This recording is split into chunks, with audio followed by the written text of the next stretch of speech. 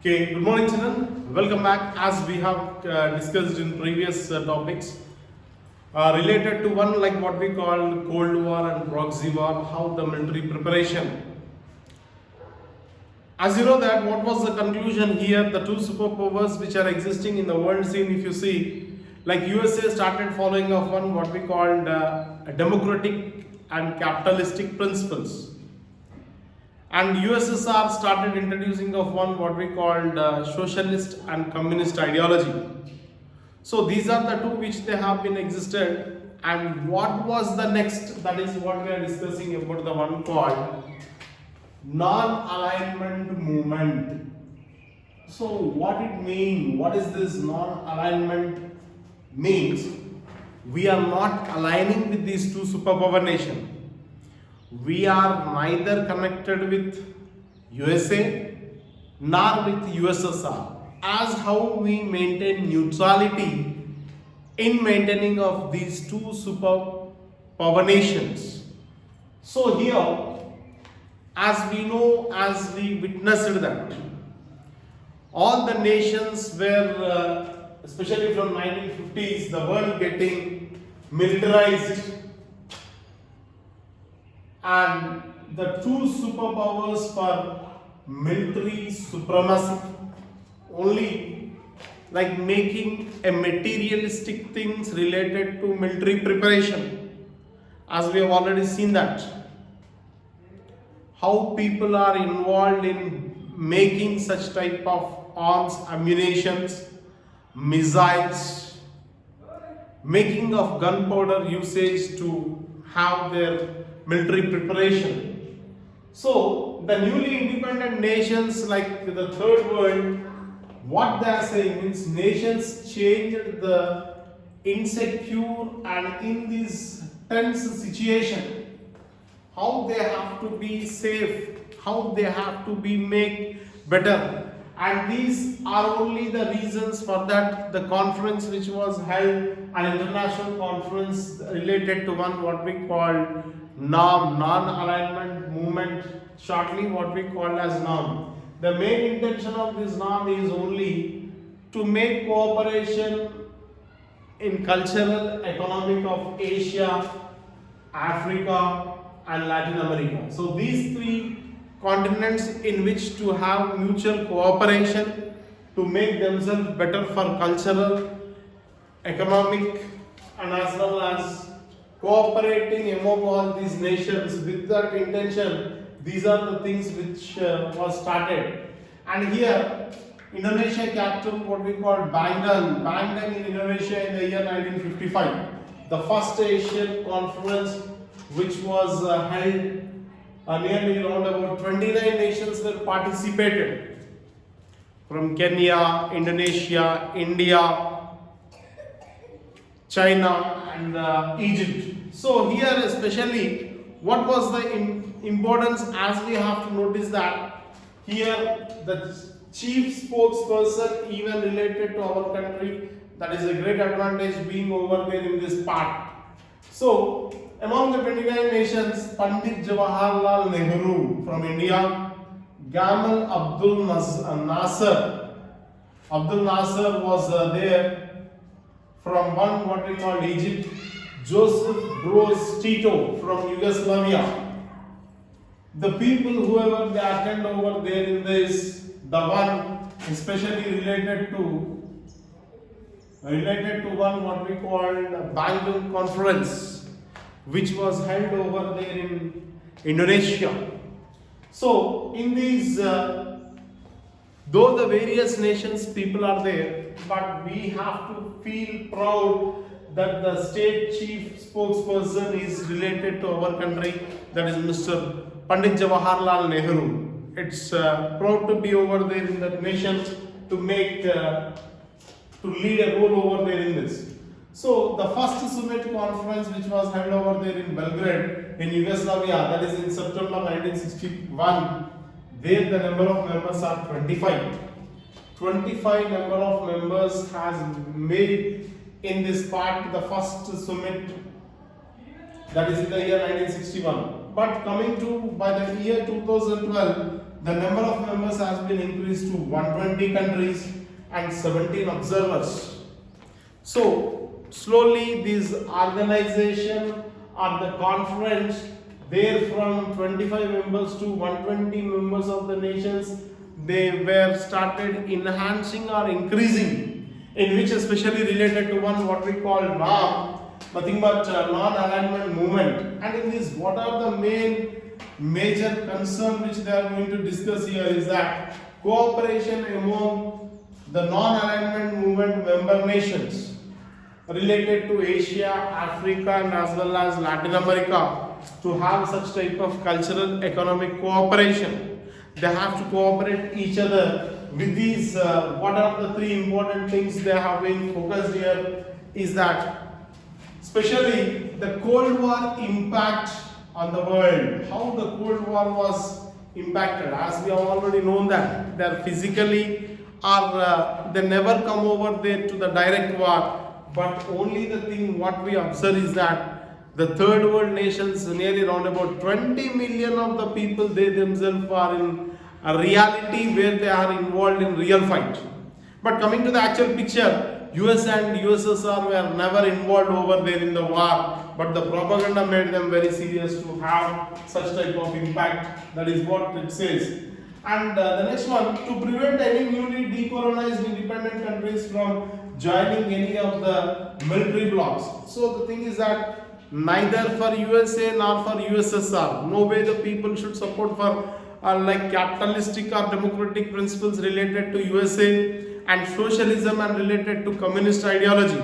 We are no way connected to that, but we remain as a neutrality, and that's what they are making to involve over there in this NAM as a main impact fact what it has been taken consideration. Not only that, Afghanistan, Iran and Iraq. So these nations, what was the thing which is going on means continuously long war which they have been involved over there, and that is what non-alignment movement this is supporting for what, for newly independent nations to accept their autonomy in international affairs in the world. So that's how they should have their things which they are making in making or introducing such type of affairs in the world to have such type of norm in such a manner. These are the things with which they supported to maintain neutrality. No way we are connected to USA, no way we are connected for USSR. We are neither supporting for democratic principles or capitalistic ideology, or we are not supporting for socialist and as well as communist ideologies. So that was the reason this became very successful organization where all people were agreed for making only the peace negotiation of all nations, particularly related to Africa, Asia and as well as Latin America, and to have mutual cooperation and as well as cultural and economic cooperation to make themselves strong, and no way they should support for military pacts. That was the decision which was taken, and that was a successful one what we called about the one norm. Coming to the next, what we call that as West Asian conflicts. So here when we are coming to this, it is quite a little bit difficult, but try to understand. It is very simple to make you clear what things are happen over here. This what I want to make you a clear picture to reveal that. So here West Asia refers to West of Asia including Middle East is also used. So such type of usage of West Asia and as well as Middle East, this together what we call as West Asia. So there in this West Asia, what happened means the two groups of people, like when it was said to be known as the area Palestine, two groups of people are living over here. One is Jews, the other one is called Arabs. Arabs are nothing but what we call early Muslims. So in this regard, what was the thing they are talking about? The one what we call Palestine. Palestine, in which the Jewish people, already the people who are exiled from Europe and Asia, that is what we call them as promised land, and as well as Arabs, like the people like what we consider them of the nation, like what we call homeland. So in this one more important place, what we call that as Jerusalem, which is the birthplace of Lord Jesus, and here Jewish, Christians and Muslims are living over there in this region. So what is the point you have to understand here means, Jewish are saying this is a promised land, and Arabs are saying this is our homeland. So Palestine, now what they are saying means it's a promised land by Jewish people, and the Arabs are saying this is our homeland. So in this regard, what happened means, like where the Jewish were exiled to Europe and Asia, they are coming back to their own nativity. So that is what we call Zionist movement. Nothing but what it means, uniting the Jewish and reclaiming Palestine as their homeland. This is their promised land, this is their homeland. What Jewish are saying, that as we have already known about the Second and the First World War, what we have seen about the one what we call Hitler attack on Jewish people. So these are the things what they made here.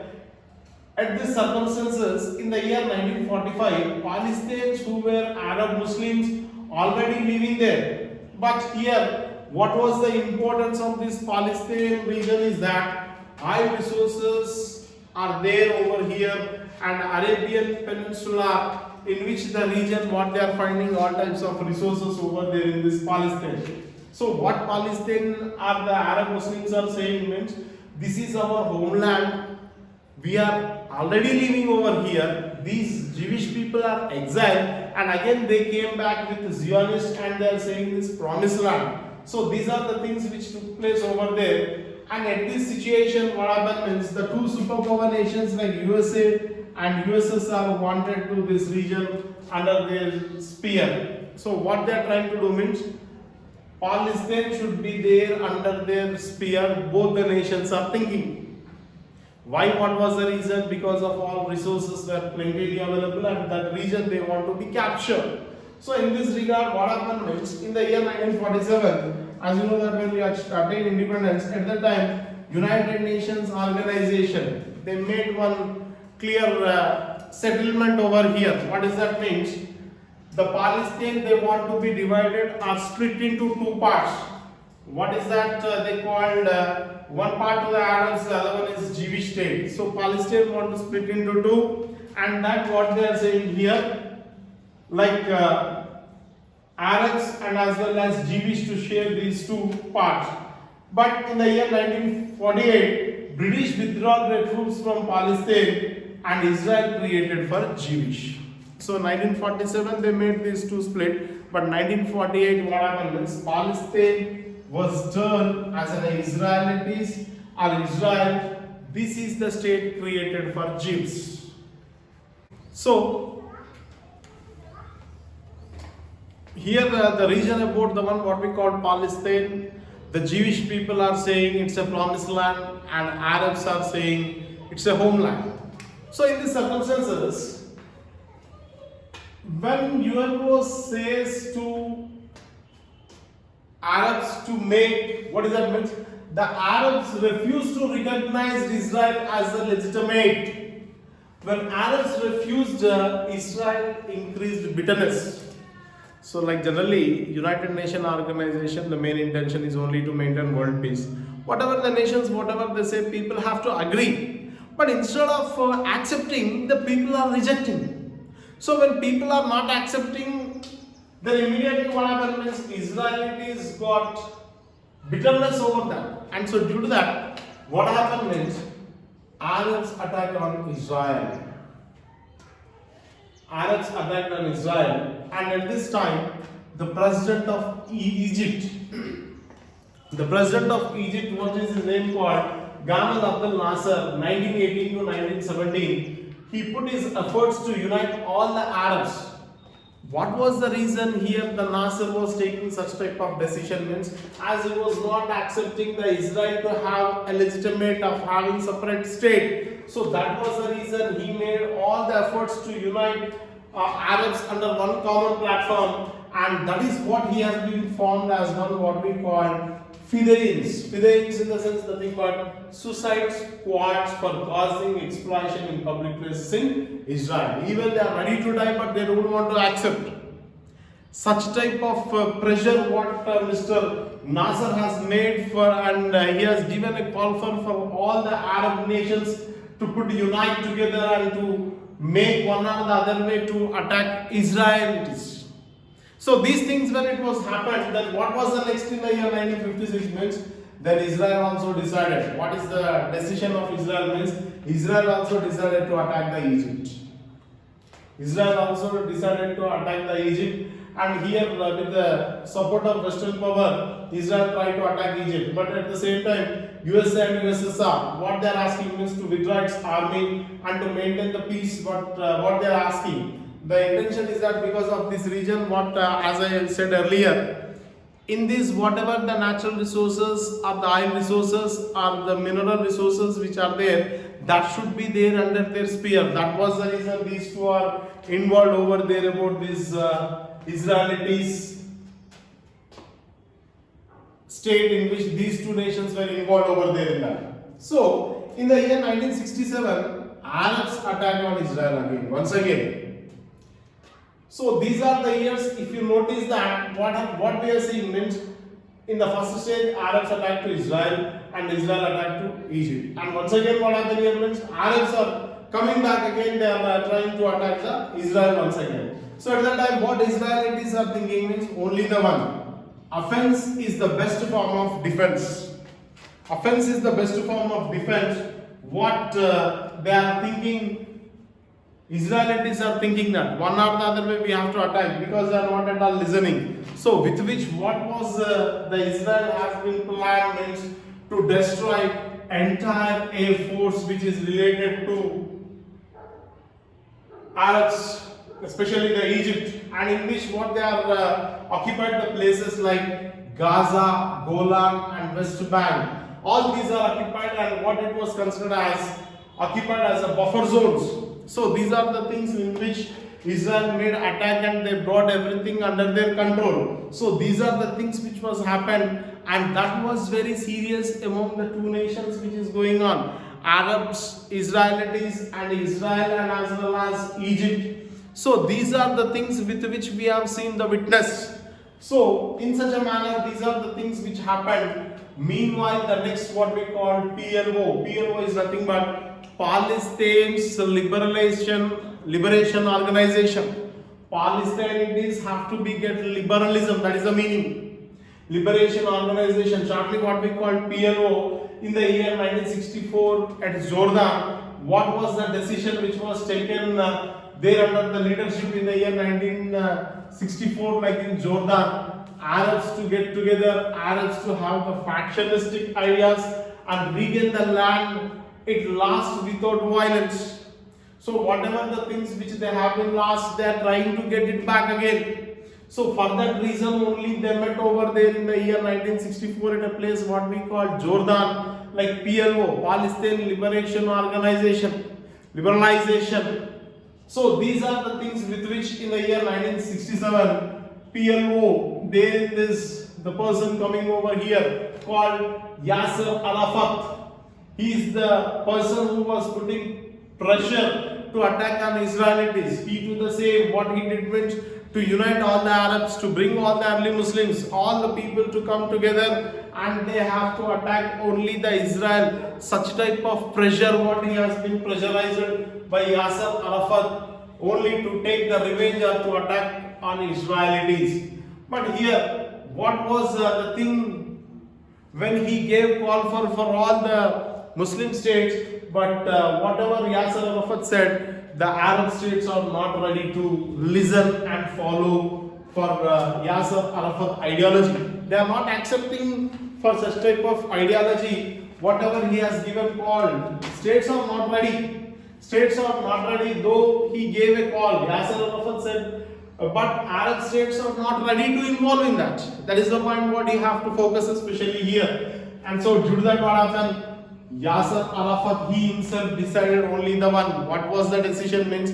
He himself involved and he made all the factionistic ideas with which what are the things which he has been made like plane hijacking, Olympic squads, Munich Olympics in September 1972, killing many of the sports person, etc. So what was the tragedy? What was the things which is going on over here means a complete factionalistic ideas. Such type of ideas made the people to have the bitterness that was created a fire over the people of Israel and as well as Arabs. These are the things in which what we have seen, and there and then Israel attacked Palestinians once again. So when the war was continuing, so though like UNO involved, though they said to maintain the peace among the nations like even superpower nation like USA and USSR, but here they are unable to listen. But unfortunately, Arafat was died in 2004 due to flu fever.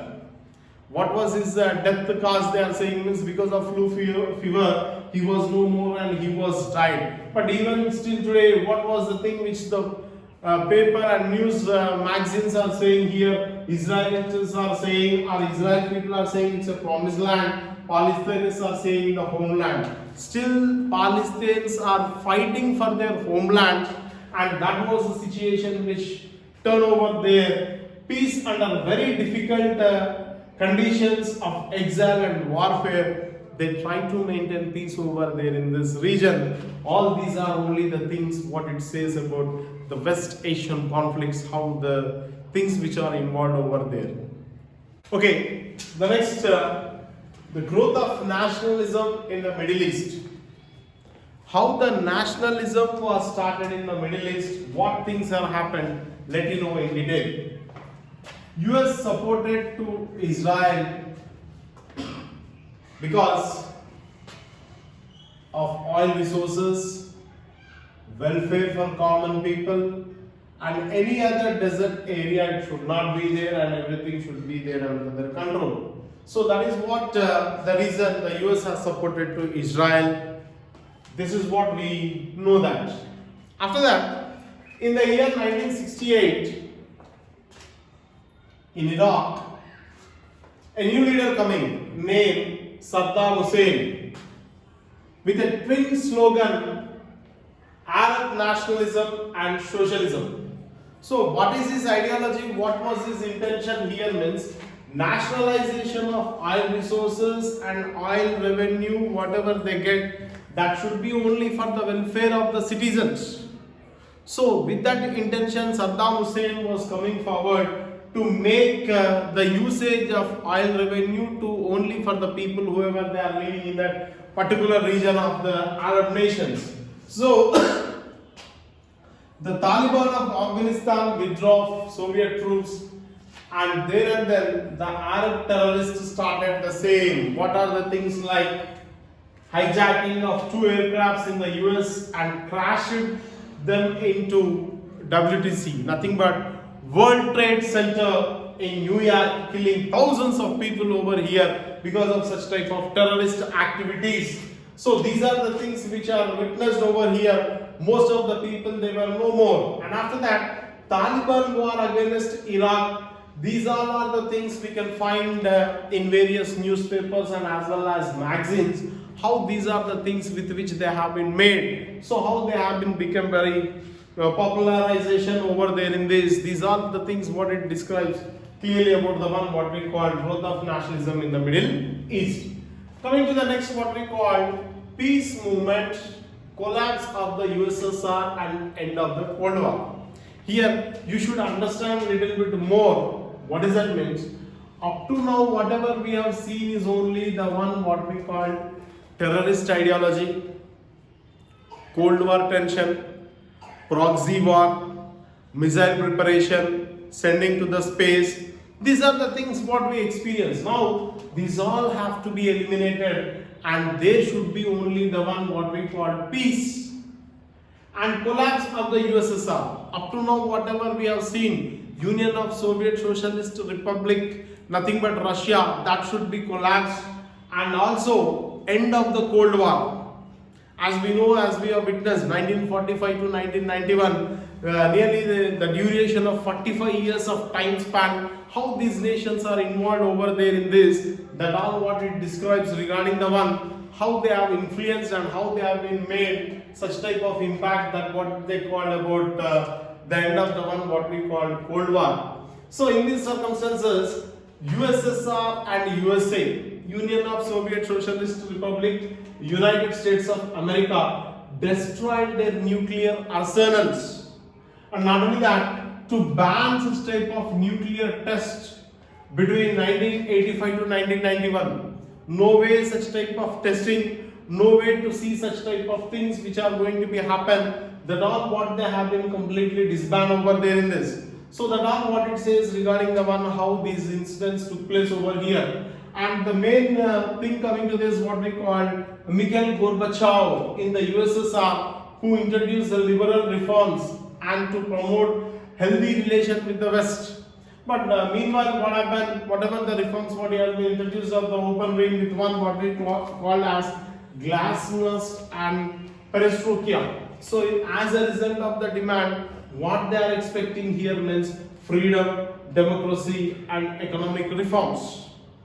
But here, what was there the first ideology from the beginning of one what we call divide and rule policy? Here the Germany was divided into two, like only the one what we call East Germany, West Germany.